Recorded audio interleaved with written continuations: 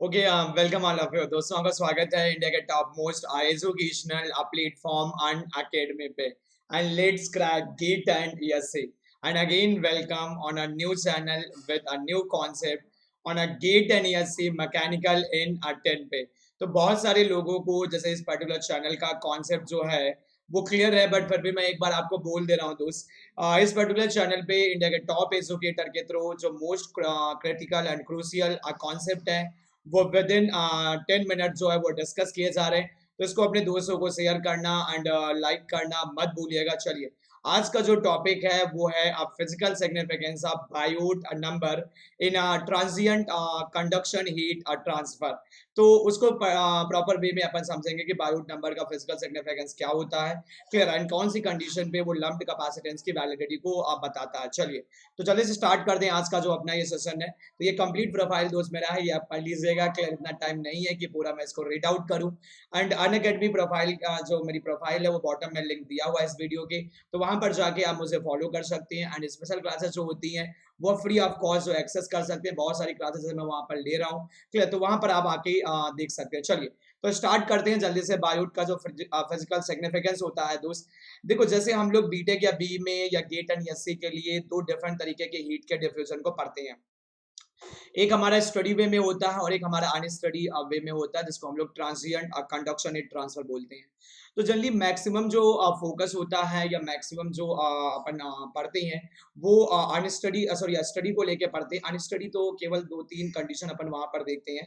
एक lumped capacitance method होती है, देन दो आपके नंबर होते हैं, non dimensional Biot and Fourier, और फिर हम लोग हैसलर चार्ट के लिए चलते हैं। क्लियर।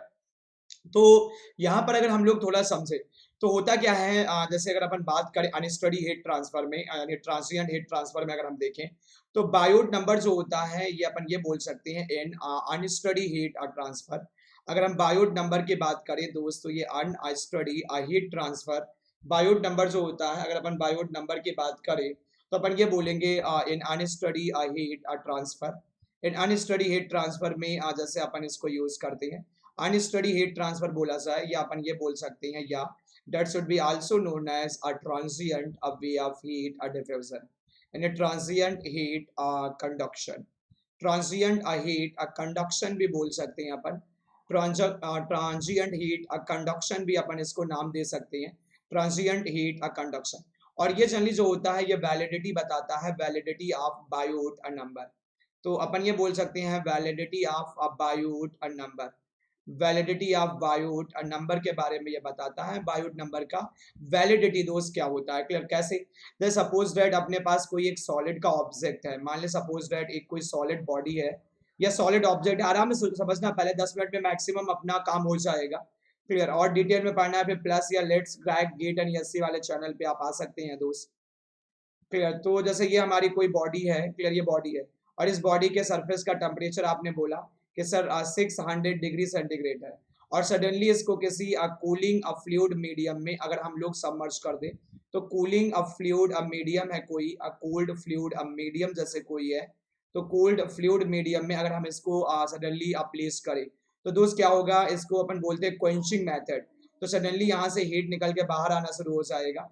सराउंडिंग का टेम्परेचर टी इन्फिनिटी मान लो सपोज दैट 30 डिग्री सेंटीग्रेड है, तो बॉडी के सरफेस का टेम्परेचर जो है वो रिड्यूस होने लगेगा, या बॉडी के अंदर की जो स्टोर्ड थर्मल एनर्जी है दोस्त ये हमारी ड्रॉप होने लगेगी। ये ड्रॉप क्योंकि यहाँ से कुछ ना कुछ हीट का जो है सराउंडिंग में डिफ्यूजन होना शुरू हो जाएगा।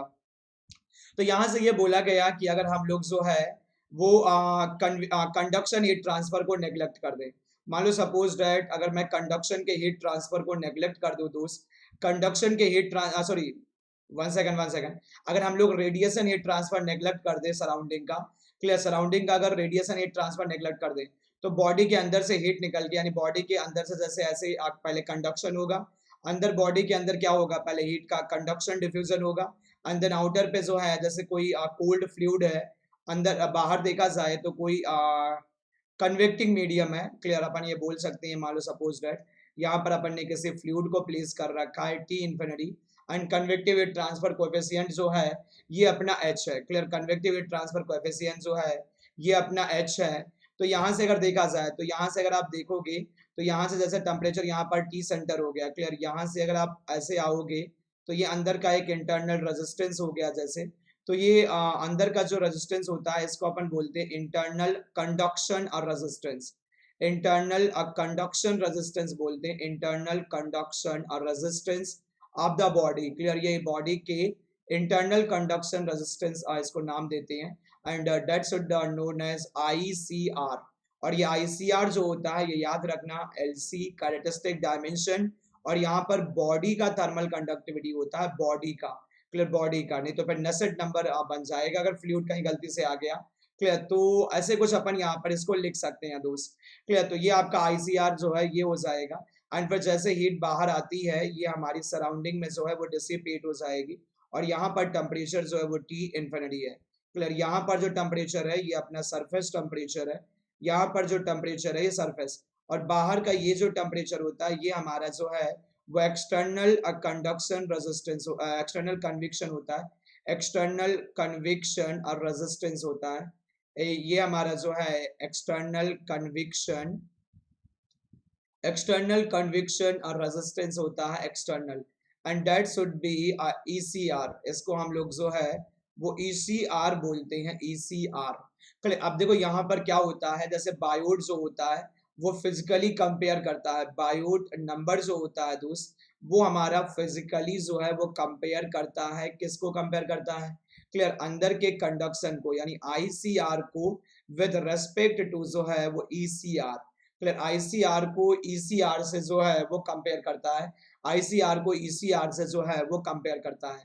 तो यहाँ पर अगर देखा जाए तो बायोट नंबर जो है वो ICR क्या हो जाएगा? ICR जैसे हम लोगों ने लिखा था LC divided by K of the body and divided by, जैसे ये एरिया हो गया, एंड ये हमारा 1/h ऑफ एरिया हो गया।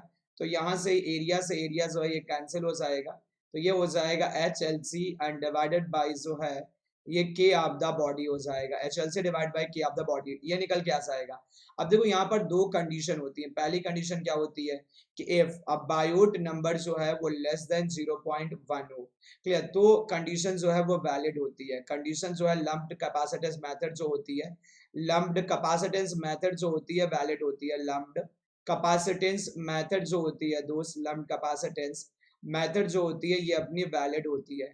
अदरवाइज जैसे देखा जाए बी, क्लियर, बायोट नंबर अगर हमारा कंपैरेबल टू 0.1 या 1 बोल देते हैं तो उस कंडीशन में हम लोग बोल देते हैं कि ये मेथड जो अपनी है ये अपनी इनवैलिड हो जाएगी, ये मेथड जो है वो अपनी इनवैलिड हो जाएगी।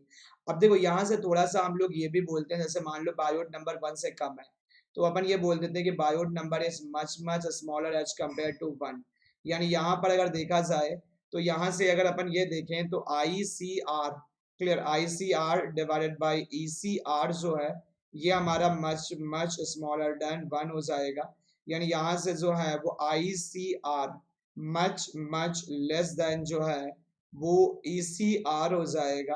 क्लियर, या यहाँ से अपन ये बोल सकते हैं कि ICR जो है ये आपका अप्रोचेस टू 0 हो जाएगा with respect to ECR। ECR हो जाएगा, अपन ये बोल सकते हैं। और यहाँ पर क्या निकल के आएगा, देखो यहाँ पर क्या निकल के आएगा, यहाँ पर निकल के ये आ जाएगा कि बायोट नंबर जो है ये अगर हमारा जो है कंपैरेबल टू 0.1 या 1 हो जाए, या अपन ऐसे बोल सकते हैं कि ICR जो है वो कंपैरेबल टू ECR हो जाए, उस कंडीशन में ये मेथड जो है वो इनवैलिड हो जाती है, उस कंडीशन में ये मेथड जो है वो इनवैलिड हो जाती है। तो दोस्त हम लोग यहाँ से ये बोल सकते हैं कि बायोट नंबर जो होता है वो प्रैक्टिकली हमें ये बताता है। अच्छा, अंदर अगर हमारा यहाँ पर और भी आप बोल सकते हो, देखो और भी बहुत सारी चीजें यहाँ पर आप बोल सकते हो कि जैसे यहाँ से अगर देखा जाए दोस्त, यहाँ से अगर देखा जाए तो यहाँ से अगर आप देखोगे, यहाँ से देखोगे तो अंदर का कंडक्शन रेजिस्टेंस बहुत कम है, तो टेम्परेचर ड्रॉप देखोगे अगर इनसाइड द बॉडी, अगर आप देखोगे इनसाइड द बॉडी, तो inside the body conduction temperature drop जो है ये हमारा 0 हो जाएगा, या हमारा ऑलमोस्ट जो है वो नेग्लेजिबल होगा, क्योंकि अंदर कोई हमारा कंडक्शन रेजिस्टेंस ही नहीं है, ICR आपका ऑलमोस्ट नेग्लेजिबल है। और दोस्त बहुत सारे लोग ये बता नहीं पाते हैं, ये असम्पशन हम मानते हैं इसलिए क्योंकि आपका अंदर का जो टेम्परेचर है वो सरफेस के बराबर हो जाए, टेम्परेचर का वेरिएशन ना होने पाए, जिससे हम जो है वो एनर्जी इक्वेशन को लिख सकें, एनर्जी इक्वेशन को लिख सकें। बॉडी के जो अंदर का टेम्परेचर है वही सरफेस का टेम्परेचर हो जाएगा, वही हर एक पॉइंट का टेम्परेचर हो जाएगा। क्लियर, तो उसके लिए हम लोग क्या करते हैं, मान लेते हैं कि आपका अंदर का कंडक्शन रेजिस्टेंस जो है वो ऑलमोस्ट नेग्लेजिबल है, ओके, थैंक यू, यहीं पर आज का टॉपिक जो है वो रोकते हैं दोस्त। Okay, thank you for watching this. Like and share करना मत भूलिएगा। Okay, thank you.